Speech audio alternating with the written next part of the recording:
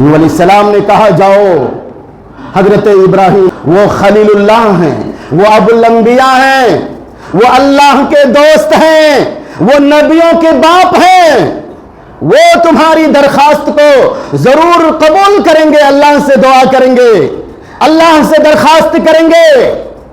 حضرت ابراہیم علیہ السلام کے پاس آتے ہیں۔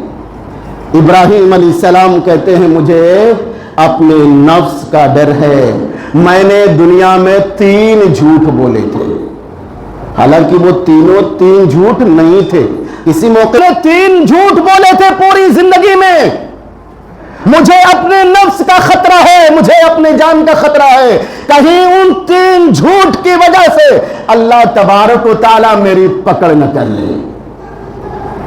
لوٹتے ہیں اپنی طرف اور دیکھتے ہیں کہ دن میں کتنی بار جھوٹ بولتے ہیں۔ جب سے یہ موبائل آیا ہے تب سے جھوٹ کا تو پٹارا ہی نکل پڑا ہے سب کے ساتھ۔ کتنا جھوٹ بولتے ہیں۔ اگر کسی کے سے کہا جائے کہ چلو نماز کے لیے، نماز پڑھنے، چلیے آ رہے ہیں، چلیے آ رہے ہیں، ہے نہیں یہ؟ اور اس کے بعد غائب۔ ارے اللہ کی عبادت کے لیے بھی جھوٹ، چلیے آ رہے ہیں اور دل میں یہی ہے نہیں جائیں گے، دل میں یہی ہے نہیں جائیں گے۔ کسی سے کہا جا رہا ہے کہ اللہ کے راستے میں خرچ کرو، جیب میں پیسے ہیں، میرے پاس پیسے نہیں ہیں۔ ارے وہ اللہ جس نے دیا ہے وہ لے بھی سکتا ہے دوسرے راستے سے۔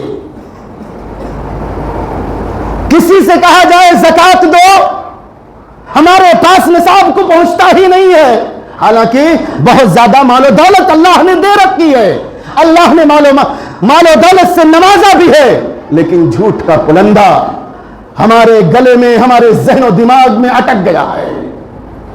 کتنا جھوٹ بولتے ہیں۔ ارے حضرت ابراہیم علیہ السلام کا وہ جھوٹ نہیں تھا، وہ اللہ کے لیے تھا، وہ اللہ کی دعوت کے لیے تھا، اور حقیقت میں وہ جھوٹ نہیں تھا۔